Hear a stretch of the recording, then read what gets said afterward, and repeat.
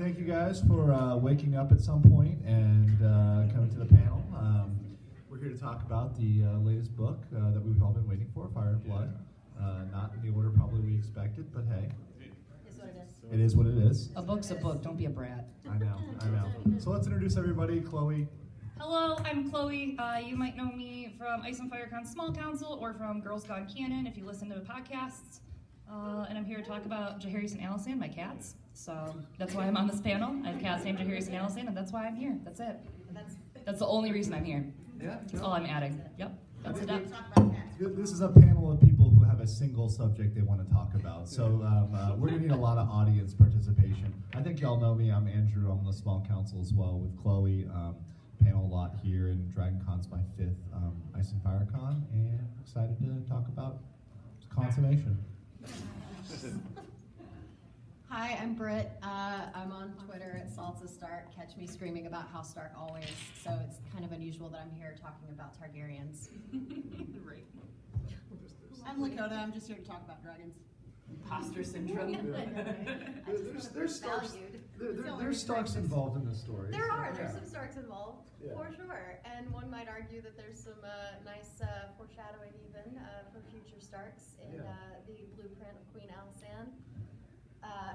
Welcome to my TED Talk about Sansa Stark. Are you and guys here we ready are. that you're here? Surprise! Someone close the doors. We're stuck here now. No, it's been a total coincidence that you've been covered in dragonflies for several seasons. Yep, total coincidence. Oof. Yeah. Oof. All right.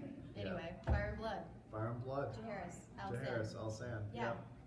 Why don't we start with like your favorite points, favorite moments from the whole story, or from that segment of Fire and Blood. Like, what's your high point?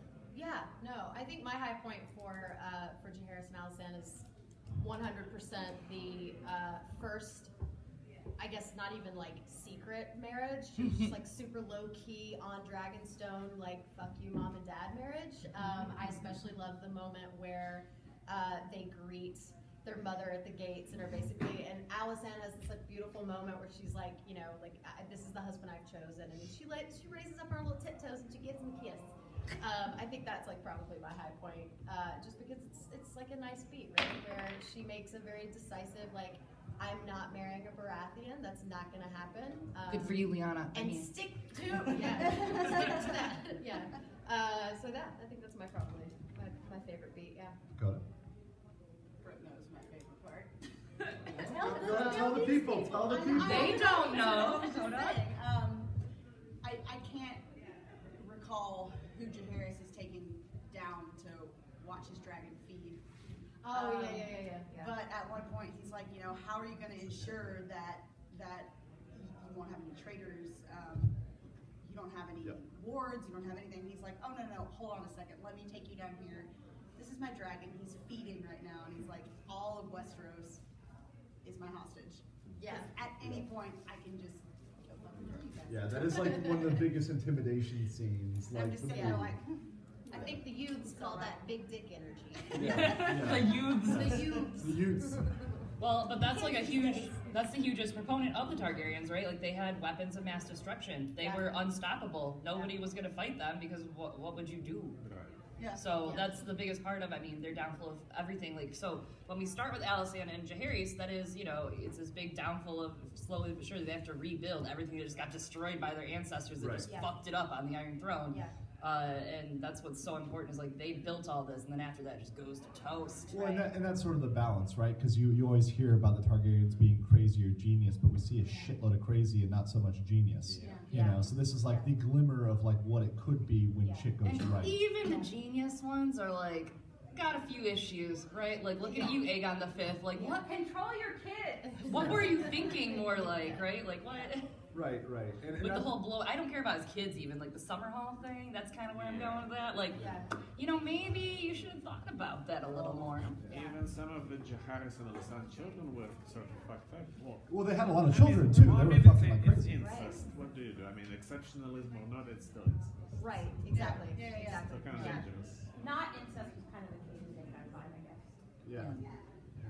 I just enjoyed finally hearing about a Targaryen that built roads and wells and Did made something? the city, like cared about the people, because you always hear about like Fire and Blood fire book. Well, Well, everybody who set everything on yeah, fire, and yeah. it's like, oh, Yeah. they made everything so much better for their people. Well, Which is a really nice dichotomy. The whole roads thing, like in Essos, there were all Valyrian roads, which is Yep. obviously a reference to Roman. Road. Yeah. Mhm. Yeah. And Yeah. so they, For sure. they finally brought the King's Road and the others into Westeros, and Yeah. that was awesome, yeah. Yeah. Yeah. I think it is interesting too that George has even said like this is a book that Daenerys could like specifically benefit from reading, and I Right. legitimately think like there's a lot of truth to that specifically in Jaehaerys' reign. I think right because a lot of Daenerys' internalized like conflict is this idea of like dragons plant no trees, right? But you see that Jaehaerys actually did have a prosperous reign, and it was Yeah. by and large quite peaceful. I know, very unusual by yeah. Westeros. Relatively, yes. Relatively No, unusual by yeah, well, Targaryen standards. yeah. But that's the most important part too, because this is like you look at the Dance of the Dragons, and it doesn't matter if Rhaenyra did have the claim.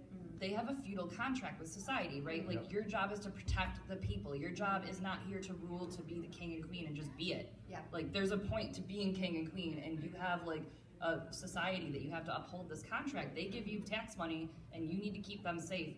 Rhaenyra and Aegon II should have just freaking married and put their pride down and said it's for the realm, Yeah. because it's not about them.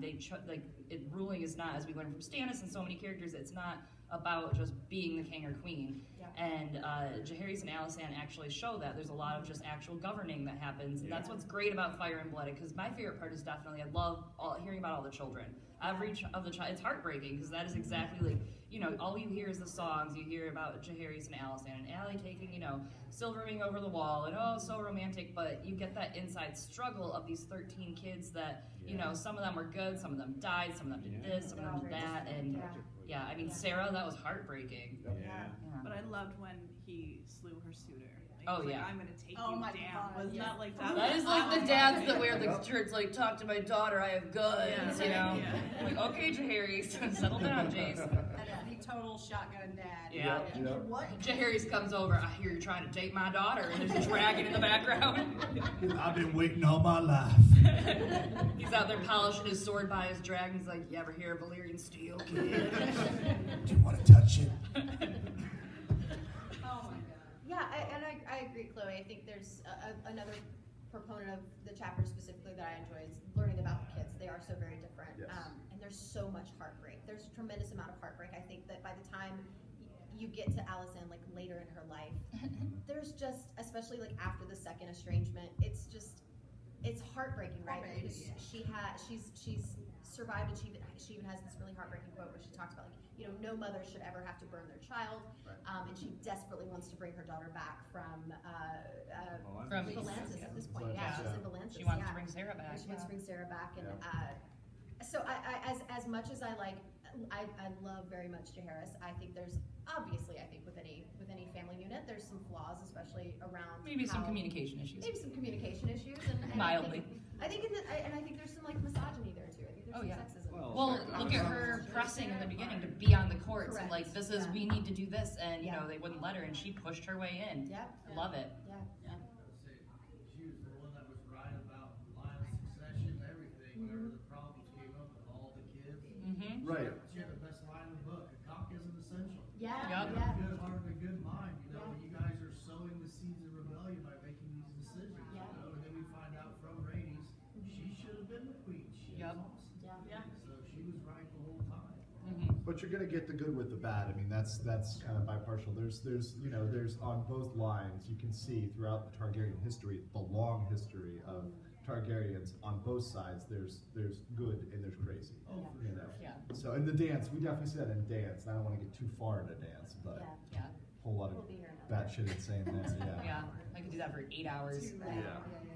Got lots of, actually, I have done that for 8 hours, though. It's gonna be 12 parts at this point. I don't know. It's so long. 12 parts. 12-part series. Yeah. You wanna go? Do you want to talk about dragons real quick? Boy, does she ever. Let's I talk about always want dragons. to talk about dragons. Yeah. What dragons were alive during this period? I mean, we can just talk. Do we still have Valyrian? We can talk about Valerian. Yeah, let's talk about Yeah, Valyrian. I'm okay with that. Yeah.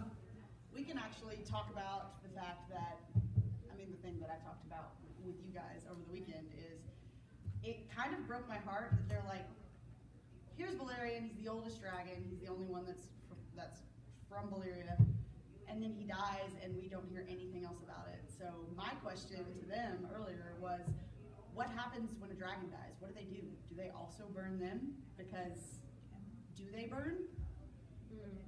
I don't know. Well, we know they keep the bones, obviously. Yeah, there you go. Maybe the Right. bones aren't flammable. The bones are non-flammable. I don't know. Fire can't kill a dragon. I don't know, but we never talk about it, which also made me very mad because I feel like there should be a lot more talk about that. Yeah. Which Maybe that's makes a you shit wonder about movie. the ice cream. Speaking of Valerian, where the hell did he take her? He went to Valeria. He took her Yeah, back. definitely to Valyria. You're coming back with some weird shit crawling through your skin. Like that's. Yeah. That's where That's he was blood hatched, magic. right? Yeah. So anytime that they have their leave to fly anywhere, they want to go home. And I do love that JoJo Dixon, if you follow her on any media, she has a blog she just started and she's on Twitter, but she immediately after that book came out, she was talking and she said, like, that's interesting, little worms in her arms, doesn't that remind you a little bit of Victorian? You know, Oh, yeah. with his firearm. That's interesting. Yeah. Really interesting connection. And a lot of people have said, no way, but why would he write that in a history book if it was just like he already had? So I mean, the biggest thing about these books is how much foundationally it builds for, it's just like adding extra things that we're seeing in the books right now, different political situations, and like you said, George said, this is a book Danny should probably read, so maybe Victorian should have read it too. It also suggests that maybe Euron did not really go to Valyria. Yeah, Yeah. I think he's talking Yeah. shit. Yeah. Oh, yeah. Absolutely. Wait, you're on Greyjoy. His armor is actually made of tinfoil. Yes, much like Chloe's hat. Yes. Well, yeah, like, especially now that we see, like, what someone who went there came back with. It's like, no, dude, you probably didn't go there. Yeah. Because apparently everything there, it's like Australia. At the Everything same is killing time, or it's just he's this crazy cosmic ass eldritch wizard and he did go there is kind of the other side of that. So I guess it's 50-50. Yeah. I mean, I'm pretty sure he went there, to be fair. I am pretty sure. He cray. Yeah, exactly. Speaking of dragons, so I'm sure we're probably going to see something with Dany with her dragons in the wall, then something similar to Alysanne. Yeah. I'd guess with taking Silverwing and Silverwing not going past the wall. Yeah. Which I'm guessing that, of course, probably has to do with like the magical protections and the pact. But once the wall is broken Down. somehow, Yeah, Hornet that won't Winter matter. or whatever happens, Yeah. they'll be flying wherever they want. Although at that point they won't have any point to go north. They'll Yeah. be, Yeah. flying South. out south. Yeah. Yeah. Yeah, we won't have to see them go north of the wall because A, there is no wall. Yeah, right. Yeah. Right. And B, there's no reason to go that way because Yeah. Yeah. now they've come to Once us, it falls, so- yeah. Yeah. But it's good to see an appreciation for the Night's Watch because they just get so crapped on and they have so much bad goes wrong for them. I mean, they have Lord Commanders that are going AWOL, Yeah.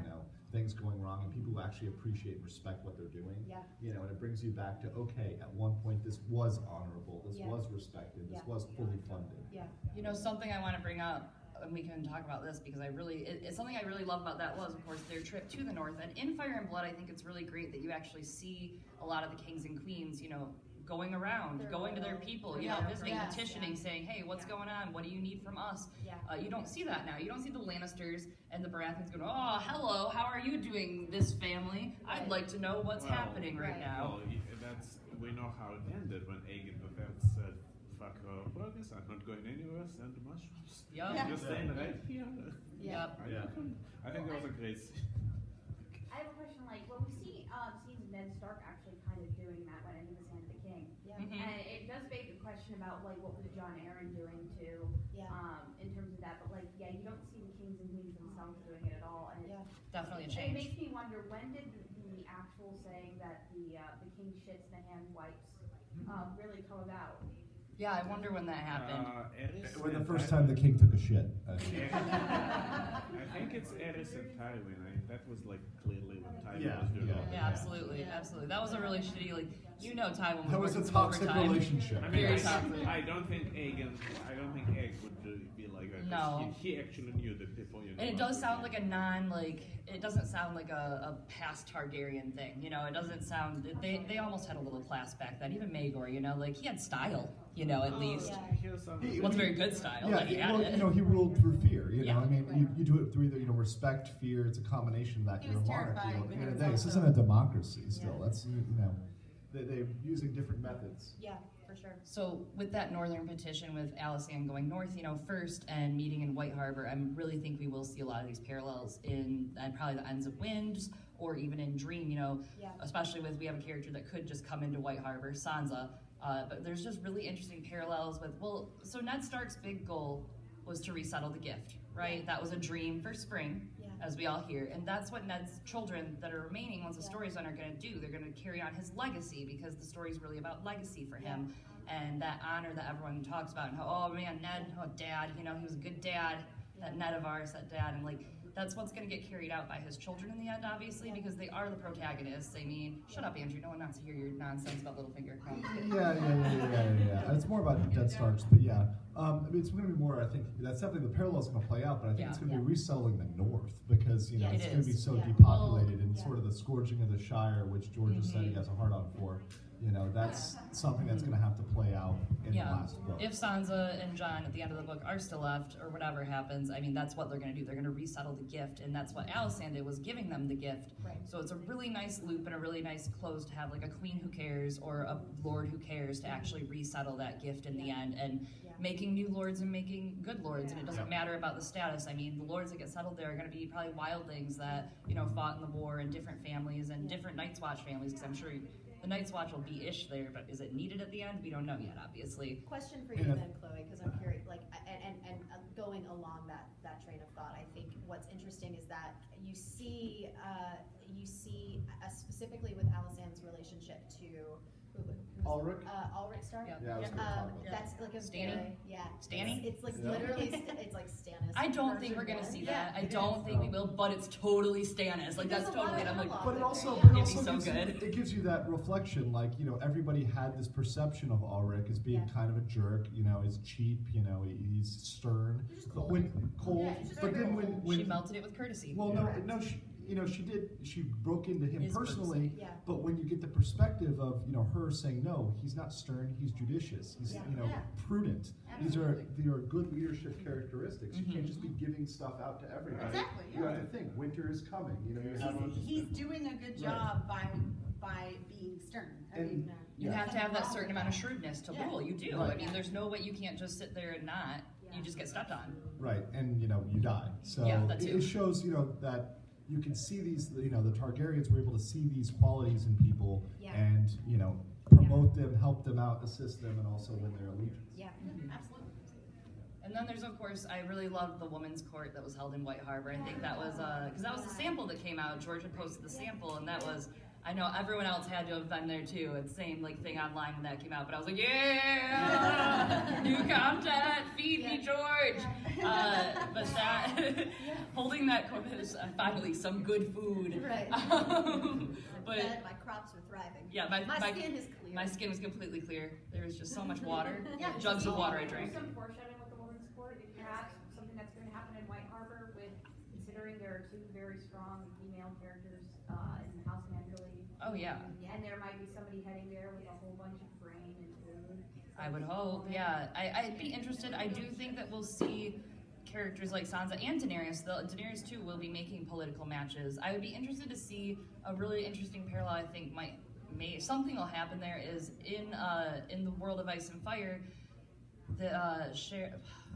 What freaking person was it? In the world of Ice and Fire? There was a queen that enforced like a Valen Stark marriage. Why can't I remember? I think it was Rhaenys. Yeah, it was Rhaenys, and it was with Shira, was it, or no? With her son? Yeah, it was, and none of the Starks showed up to the wedding, like purposely, they planned not to. Ouch. Yikes. Salty Starks. I'm just interested. There's just a lot there that I'm sure Daenerys will be making some decisions about, no, you're going to have to marry this person. This is how our realm's going to be, I'm pretty sure that will come up at some point because as we learned, even through Jaehaerys and Alysanne's story and through a lot of this Targaryen, just succession, eggs, kids, obviously, they get betrothed, hey, this is who you're marrying. This is how we're stabilizing our realm. Yeah. So-and-so really doesn't like our reign, so you're going to go bang them out and live there forever. That's it. Sold. That's how it goes. We're royals, man. Speaking of banging it out, let's talk about Corey Wild, guys. I was waiting all the time to talk about Corey Wild. Have you literally just been sitting there waiting? I just wait. All right. Go ahead, Andrew. Have your TED Talk. All right, TED Talk. So yeah, when you're going to seduce a man-made, a very important mission, and it becomes a little bit more of a spectacle, So really the question is it the high and the low, the wanton's tale, or sense of the flesh? Now I am a man. In this essay, he will. Yes. I am a man who's predisposed to sense of the flesh. I think it's a very sweet story. I think it's very believable. And I think that, they're getting trained and, Alysanne... Jaehaerys would never. Well, he would. He's petting his sister. I feel like normal rules don't apply here, though, with them, but maybe that's just me, apparently. It's Targs. Rules don't apply with Targs. It's exceptionalism. I mean, they accepted that. I was going to say It's literally exceptionalism. exceptionalism. Like, they're 100%. Yeah. It says it's fun. Well, what about when I loved the detail of them riding south to the Citadel and everything too. That was amazing. That was a great. Oh, that was just a great section of book right there. She landed on the water. In the flames. Literally, I read it and was just like, Just the most extra. so hype. She's like, let me just land here and have a whole fire. And I got through. I'm like, I guess I'm a Targaryen stand now.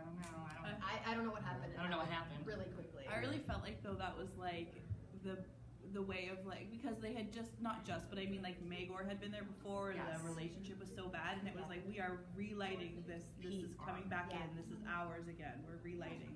Yeah, I love that. I love that symbolism, reigniting it, and just like, and they did. I mean, their reign completely changed things because they came off a really shitty run, and that's why afterwards everything that kind of just like goes down and the dance and all this, it's awful. I think without Jaehaerys and Alysanne, I think the Targaryen dynasty would not have lasted as long. No way. I think it would have collapsed eventually. I mean, if not right with Maegor, then immediately after. Immediately after, no, I absolutely agree. It was a time of tremendous healing, and I think you see that not only in their visit to Old Town, but also just like he goes on however many royal progress. Every time you turn around, he's practically like back on Vermithor, going somewhere. And he actually gave a shit. And correct me if I'm wrong. Was it also like at the very tail end of his reign, like Alysanne had already died, and they were trying to figure out like the succession, and so they basically went and and called like all these lords and merchants from everywhere to Harrenhal, and it took something like half a year. It took half a year for everybody. And some people showed up as it was ending. But it was so.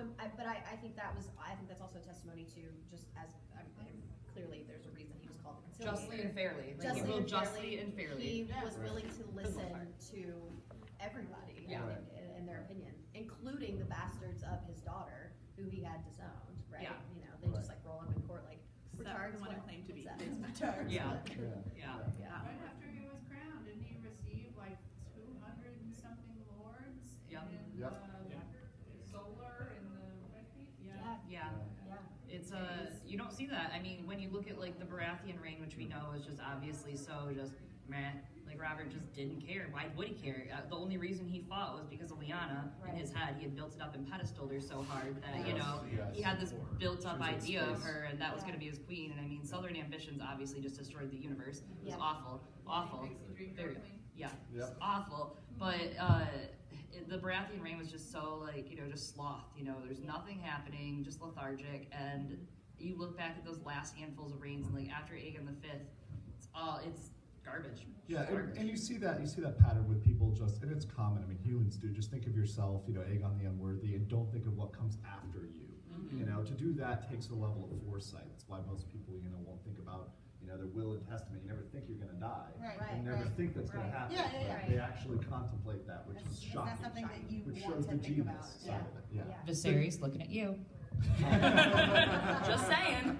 Maybe you could have just reminded everyone who was your heir, like often. Like maybe like put a poster up of your daughter, but like, did you know that's our heir? That's her. It her. She's the one. If I die, it her. Remember that. Or maybe pass a law saying that like male preferences is definitely done so. Yeah, like maybe we just actually passed some laws about it. That's a little smarter, but you're getting a little crazy there, Wendy. Get back in that kitchen. Okay. What do you think this is, Dorne? God. Makes too much sense. Get out. Yeah. Too much logic. Well, actually, considering with like what you said about Aegon the Fourth, I think he actually did think about what's coming after him. He was purposely starting some shit Well, I think he was trying some like Darwin, Hunger Games shit, where it's like, you guys are gonna fight it out. Whoever wins in the Thunderdome deserves to lead. Yeah. 20 heirs enter, 1 heir leaves. Yeah. I like that. I mean, there's some logic to that. I mean, the strongest one will eventually win, right? Yeah, in the Game of Thrones, you Rule win or over die. absolutely nothing. Yeah. In the Coliseum of Thrones, Yeah. you win or you die. But and I was mentioning this in the Bastards panel. I know some people were there, but whenever you open up the pool, however you do that, the second you open up the number of candidates, that increases the backstabbing, the poisoning, the cutting throats. Like that's going to happen when it's an open field. If there's one person or two people, that's not going to happen. But if there's like 12, yes, they're going to try to kill each other. It's almost like having a bunch of bastards like around. That's why bastards are dangerous. Yeah, bastards are dangerous. It might have had some this is from history. Might have had some influences on some people's attitudes towards bastards. Oh, Yeah. Yep. Maybe. Yep. Just thought. But I think it's kind of like the way we do modern wills, for instance. It's like Yeah. if you leave someone out of your will, Yep. they can contest that will and cause a lot of shit. Yeah. Mhm. But if you give them an incentive and you say you get 10 grand instead of millions of dollars, if you contest it, you get nothing. Right. Right. It's almost impossible. Yeah. Yeah. Right. And that's. Yeah. It's some sort of incentive structure for supporting, Yeah. their heir. Right. Right. And that's where a lot of like the alliances through marriage obviously came in for the females. So like it was easy to just marry them off and say, all right, you're good. I don't got to worry about you. You're off with so and so, Lord this, Lord that. Like you look at like Jaehaerys, my poor small angel. God, that was a real sad story. That but I was mean, so sad. well, and a big thing too is the Targaryens before were not marrying off to different houses, right? So Alysanne and Jaehaerys finally started to do that. They finally started to marry these kids off, and that's where like Emma Arryn comes from. That you have that married Viserys, and that's Rhaenyra's mom, Daia's only daughter before she died, and like you have all these finally like offspring that are kind of slowly starting to diversify that inbred pool. But that's why the big lords, they try to have keeps for their kids, that like it can just be done. Like, no, don't steal mom and dad's car. You have your own. Yeah. Go. You have your own. Or in some cases, dragon. Yeah, exactly. Dragon. At this point, dragon. Yes. Maybe just don't steal the oldest dragon to flame it. They have forced succession hurts their case just as much by, like they're saying, not passing an actual law. Yeah. You have Right. Deanna was locked in the tower. She doesn't have any friends, so she's disqualified. Like, that's it. That's That it. was all Yeah. the reason. Yeah. You're sowing the seeds of rebellion right then and there. Yeah. Because all it takes is another rich asshole like maybe Tywin Lannister to say, nope, I'm picking a new horse. Yeah. Well, Right. and that's where like Viserys' reign, it kind of reminds me of Robert's reign a little bit because of that lethargy and like coming off of like, the difference is Robert came off of an awful king, so it made him look okay. Yeah. Okay. You know, it's like, this is good, I can coast. And the opposite Viserys side of comes off that the was, best reign. Viserys is like, I'm living the dream. The last president set up all this bullshit, and I'm just benefiting from it. Yep. Yeah. And it was stagnant. He didn't do anything else, really. Yeah. Right. It was very Cersei. Very Cersei. Yep. Oh, yeah. Yeah. Yeah, absolutely. Rhaenyra is like a total analog perfectly with some of the Cersei stuff. And she has obviously a few other mixed in there with her, but like that Cersei analog for her. But then Alysanne is also the other side of that Cersei, and she's just brutal. It's awful. Yeah. Yeah, two sides of the Cersei coin. We've been talking a lot about Baratheons as they pertain to Targaryens. I am curious if anyone has like any strong thoughts or feels about how Baratheons have kind of like kept their toes in that pool since basically Aegon. Well, yeah, they're related. I mean, that's the whole thing. Well, It's yeah, like yeah, they're absolutely, linked, and they're always in some sort of like position, either directly under the king or like, well, generally it's like right under the king. Well, yeah, or beefing, or creating some beef. In this case, Yeah, they were yeah, trying yeah. to literally create beef. Right, right. So interestingly enough, when you start the story, like the first time you ever read the books or watch a show, we don't obviously know this history, especially since we've gotten a lot enriched since it's been actually written, Yeah. this book especially. But it turns out like Baratheons are kind of just like up jumped, hoping stuff goes good for them. They're like, well, we're always going to be second best. And then you see that with Southern ambitions and what happens. They're like, well, Yeah. this is the better ruler, and this guy's crazy, and you guys have some dragon blood. Why can't you be on the throne? Because there's no dragons, so it doesn't matter anymore. Dragons don't matter, so it's like, oh, we can elect someone else. Huh. Like violently, and like cause a lot of war, but Yeah, Yeah. but we can Yeah. elect my favorite kind of election. That's similar to U.S. elections, I guess, kind of. Totally fair. In the background. Yes, yeah. Baratheons are the constant hype man. Yeah, constant They're hype always man. like, oh, wah, wah, wah, wah. Also, it turns out, like, Rojar Baratheon, kind of a dick. I love him. That was good. I cannot that I I love the don't. plan. I cannot that you love him. I'm a giant fan of Yeah, Rogar yeah, Baratheon. yeah. I love him. Because he was around, he survived it all. Like he just he was And there. I still am not seeing the point. He was there? Congrats. We gotta stop awarding these men for just being there in the story. God. Amen to that. No, I actually really Was enjoyed that when it. he dueled with somebody? Was it the Vulture King? Yeah. Yes. That part. That was cool. He's an asshole, but that part was Yeah. great. Yeah. His end was fantastic. They're in Yes. the middle. He was a dick. All right. He was a I'll give him dick, that. Rojar. I liked him at the beginning. I liked him Yeah. at the end. I like that. I mean, he was fun 'cause he was very Robert. That was a total Robert analog, you know, like Yes, fighting and yeah. fucking. Yeah. That was it. I get Yeah, it. he was very And Robert. that's the same thing with Robert. Like, I like his character. Like, of course, I like his character, and actually, it's very sad because he's just like a dumb jock who, like, you know, got dumped and he didn't understand that he got dumped, and then like he went to war about it. Like, okay, that's sad, but Well, sorry, Robert. There But were two like you know, salty nice guys that went different ways. It was Yeah. him and then Andrew, you know, Yeah. who you know ended up, you know, I was so divided. I would go between being pissed and feeling bad, yeah, and like No. you know, just it's like okay, you're Oh, yeah. incompetent, you can't read, you can't write, Right. you were pretty, then now you're fat because you're drinking, Yeah. and you're gonna poison women and stab a Yeah. maester. Like yeah. Yeah. I don't know. I think Andrew Farman, I feel bad for him. You know, I mean, he obviously had a really hard. And they really stabbed all those hard life. people. Yeah. I mean, sometimes, you know, you have a bad day and you just, like, kill the girl that you're in love with that won't talk to you, kill all her friends. Yeah, kill all our friends. Yeah. You know? That's fine. It's fine. We can move on from Andrew Farman, Well, the whole please. character Yeah. of Dragon food, though. Rhaena, Is that not what people do? who was married 3 times, to, like that's quite a biography. Like, did he know he could leave? Oh, wait, you had nowhere else to go? You can't. So sad. It's not like he can leave. What'd you say? Yeah. Yeah, I feel bad for Jerry on Parks and Rec. Yeah, Andrew Farman does not deserve the internet. Yeah. Does not.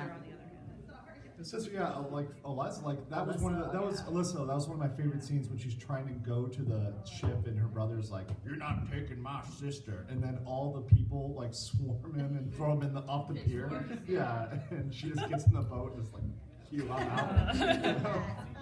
I do love the Alyssa Farman stuff was really good. Yeah. Really good. I mean, everyone's kind of like bummed. I get it. We're bummed about wins, but this book is really good. It's really There's a enriching. lot of gems in there, and it shows like you know George has you know creativity and the ability to draw us in still. You know, Yeah. just put it in another Well, book. it turns out writing's actually really hard, and I can tell you, hard. And you can obviously tell, like, sometimes you just can't write the thing you want to write. You can sit down and say, like, I want to write about Sansa taking back agency from the Vale and, like, coming home, you know, like, getting all the Northern Lords to, like, and the Vale supporter and everyone. But, like, sometimes you can't just sit down and write out, like, 3 chapters about it. You just can't. It is what it is. So sometimes, though, you sit there and you're like, man, you know what I really want to write about? Alyssa Farman. Sometimes that's what happens. And this book is like, it's a happy accident. Thank you, George. Yeah, at first I thought it would be like another World of Ice and Fire, and I resisted reading it. Like, why would I want to do another one? And then when I finally started, okay, that's actually good. Yeah. I expected it to be a World of Ice and Fire too. I was pleasantly surprised. Yeah. Yeah. A lot of people did, and a lot of people are still gonna be like, oh, it's just out there for money. And I'm like, okay, but it's very enriching. Like, it's a good ass read. It's got parallels Because and the depth. format swings in a narrative. You know, if Yes. it didn't swing in a narrative and it Oh, was yeah. just kind of the dry History. history, that would have been way more. I don't know, if it was Mushroom, I would have read it all, man. Yeah, testimony on Mushroom. I'm a sucker for smut. Oh yeah, That's what I'm saying. was the best.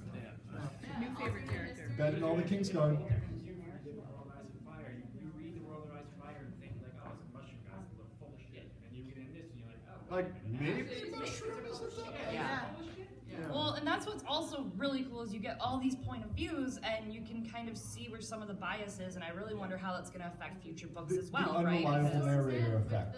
the battle between Aemon Yes. and the other one, and then Yeah. how the different perspectives and what role the Maester probably had in that. It was great to get more morsels on that. Yeah. Yeah. Another treasure. You know, really interestingly enough on that, I have to tell you guys about a parallel. The other day I was watching some Star Wars prequels, drinking some wine, you know, because that's the only way to watch the Star Wars prequels. And when, is it Qui-Gon?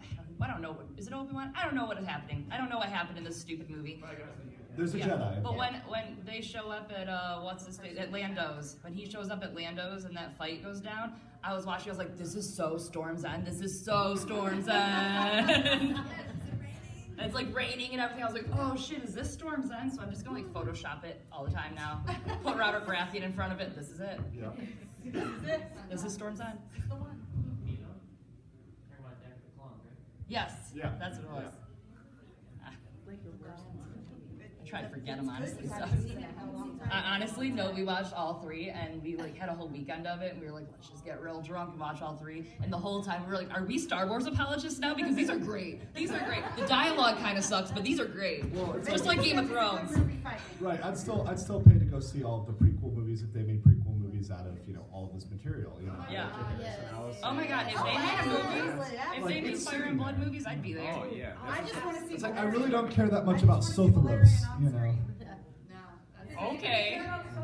I care about Sotheros. That would be great. Give me Jurassic Park style Game of Thrones. What's wrong with you? You know what I don't care about? Apparently they're doing a long night show. About the long night, and I'm surprised because it's like we've never heard anything about the long night or anything to do with it. So it should be good. What about something new? This one's already making us money. Yeah, Brand's already watching that series. Yeah. Like, that sounds great, but we have a great option for you, HBO. It's right there, Fire and Blood. Dance of Dragons alone would make a kick-ass show. Yeah, well, that's the thing is I think the dragons are what they're trying to be able to do a show without the dragons so they can make money. Because if it flops, then they paid all the CGI and it's done after a season and it's over. Yeah. I get it. It's a safe bet. It's a safe bet. She-Wolf, Winterfell. Yes. Yeah, Duncan Egg maybe, but I get it because the dragons are dead. also George probably doesn't want to have them end it for him on that one too. Yeah, I think he said that. He's he said that. Yeah, he is. About it. Like, I'm not trusting you with this again. You could do something that's not. I would rather somebody treat it delicately if they did it, make it a mini series or something. Oh, that'd be so good. Give us Squishers. Well, if they do the mushroom version, it might end up on Skinamax. Right. I'm fine with that. I'm down with that. Whatever. I'll take what I can get. I'm a slut for Game of Thrones. Oh, yeah. I'll take what I can get here, you guys. Yep. Give me these books, give me these movies, I'll take it. If they're awful, I'll still sit there and watch them Mushroom's all. tails. That would be like. I have no shame. I'll I'm watch just it. like, you put CGI dragon on anything, I'll watch it. Yeah, put a dragon. Oh, he's awesome. If you, hey, here's the thing, put some wolves. Put some wolves in there. Wish we would. Yeah, do you guys ever think they're gonna have direwolves in this show we watch? I heard a rumor that I think we get I'm just kidding, we saw Ghost for 2 seconds. like one scene. Ghost and lives. one season, and that's it. That's it though. It's just One whole season of Ghost. Just Ghost. I hear season 9's gonna be really good. Yes. So anybody, Fire and Blood. Yeah. Fire and Blood. Yeah. Let's Back on refocus, you guys. We went off the rails. It's a crazy train. We didn't go too far. You guys were We didn't go too far. Yeah, we were close-ish. We were still like. Did anybody else have any other favorite moments from Fire and Blood?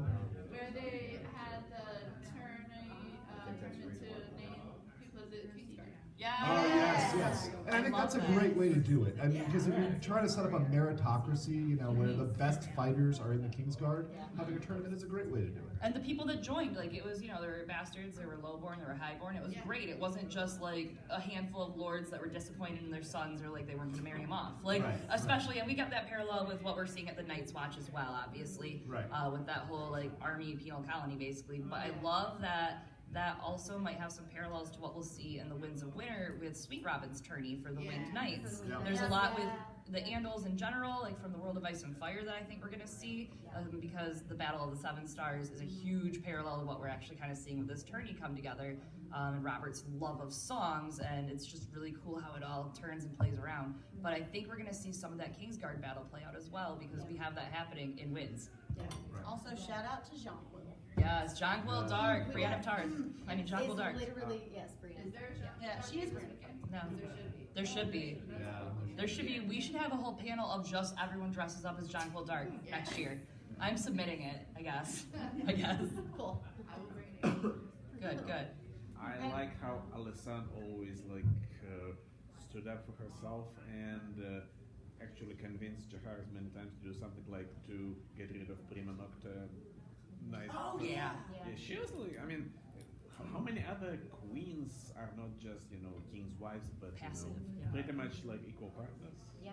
Yeah, How many she other really kings fought. would allow their queen to have a voice. Yes. Yeah, Yeah, she really fought for her place at the table, and she fought to keep it, and She used it was logic, respectful. and she used logic, to. Yeah. And I love the fact that she made a point about the prima nocta, just be like, because he was kind of like, well, maybe we just don't. It's don't tradition. stir that. It's Don't not stir that. She acceptable. was like, fuck Yeah. you. No, We're not doing this anymore. If it was me, how Yeah, would like you what feel? do you do? Yeah. Yeah, and he was Yeah. like, okay, you're right. Anti-Cersei. Yeah. Very much so. Absolutely. Yeah. But Yeah. interestingly enough, Alysanne still has that quality. Like Cersei has that same quality that she fights for her place at the table. Like Yeah. obviously Cersei's plot is just like stuck with all these layers and layers of misogyny. Well, like, but that's what you get, though. You get Yeah. somebody who's a survivor who's going to do that. When you're in that system that's that competitive, that's what you build. That is the end result of what you get when you have that system. Yeah. And a king like Robert was never going to listen, even if it was Lyanna beside him. He was No, never no, gonna no. listen. He didn't care. Yeah.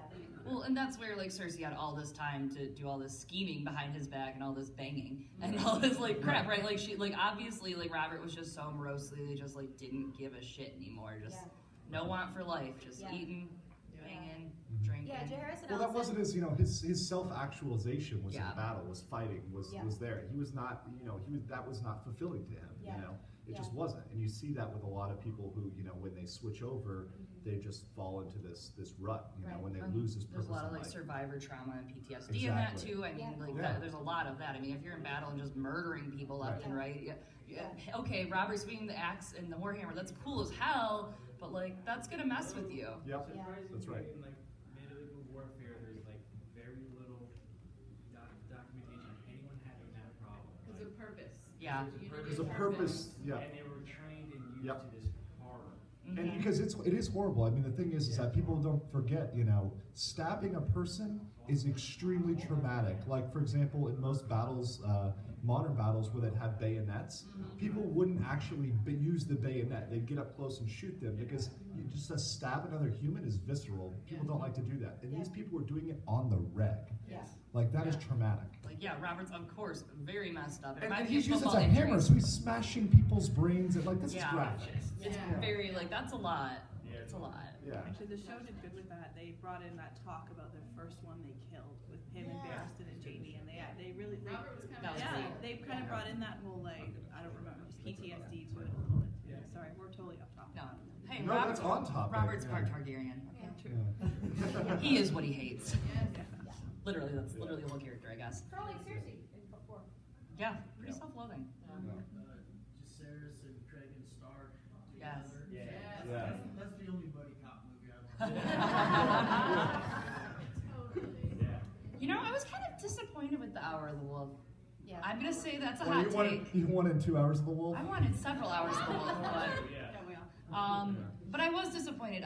It was cool. It was cool. It was like okay, cool. He's coming down to rule, but I felt like it was very quick and it was just there and it was over.